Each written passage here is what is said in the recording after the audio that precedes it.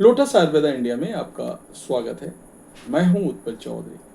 आज हम बात करेंगे रसीले सहतूत हैं सेहत के रखवाले। तो आइए आपको बताता हूं कैसे। लेकिन उससे पहले बोलना चाहूँगा, चैनल को आपने अभी तक सब्सक्राइब नहीं किया है तो चैनल को सब्सक्राइब कर लें, बेल आइकन की घंटी बजा दें, जिससे हमारे आने वाले नोटिफिकेशन सबसे पहले आपको मिले। तो आइए शुरू करते हैं। अगर आपके नाखून बहुत ज़्यादा टूटते हैं, इम्यूनिटी कम हो गई है, गर्मी में भी सर्दी जुकाम से परेशान रहते हैं और त्वचा की रंगत खोने लगी है, तो आपको अपनी समर डाइट में सहतूत जरूर शामिल करना चाहिए। खाना जैसे शरीर का भोजन है, उसी तरह विचार और कथाएं आत्मा का भोजन है। अंग्रेजी में कहते हैं फूड फॉर थॉट।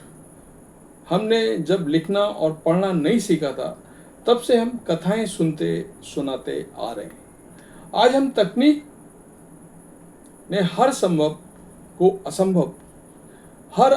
को संभव कर दिखाया है, तब भी कथाओं की जादुई दुनिया आकर्षित करती है। आज इस दुनिया में सहतूत को ढूंढते हैं। सहतूत एक ऐसा रसीला और स्वादिष्ट फल है जिससे आयुर्वेद में औषधि की संज्ञा दी गई है। पर क्या आप जानते हैं कि ये देसी फल असल में विदेशी है? कब कहां से आया सहतूत?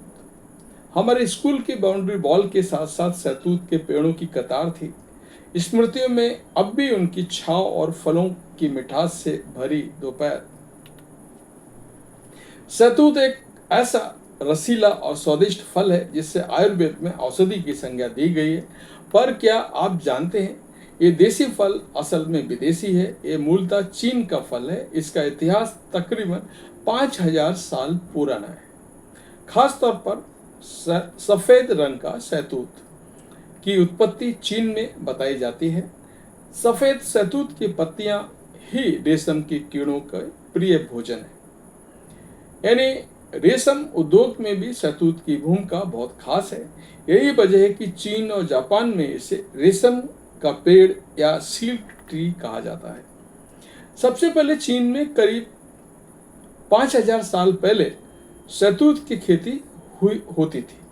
इसके बाद एशिया, यूरोप, अमेरिका, ईरान तक फैली।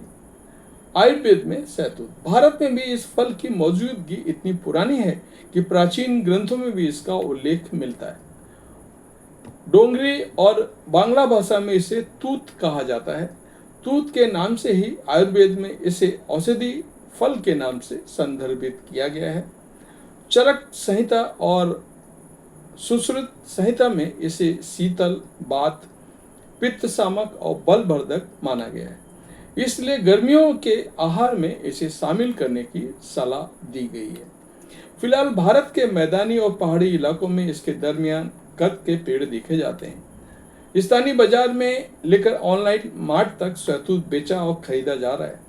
इसका अपना नेचुरल स्वाद इतना खास होता है कि बिना कोई नमक या मसाला मिलाए भी आप इसे खा सकते हैं। हालांकि दिल्ली की सड़क किनारे के खोमचों पर इसे हरे पत्ते में नमक छिड़क कर बेचा जाता है। महिलाओं के लिए सुपर फूड है सहतूत।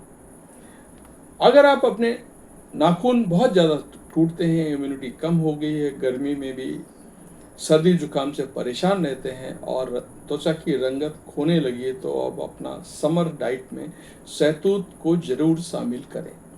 इसमें vitamin C, calcium, iron, antioxidant और फाइबर भरपूर मात्रा में पाए जाते हैं। बढ़ती उम्र के साथ महिलाओं के लिए इन सभी पोषक तत्वों की जरूरत बढ़ जाती है। यही वजह है कि महिलाओं के लिए सहतूत को सुपर फूड कहा जाता है।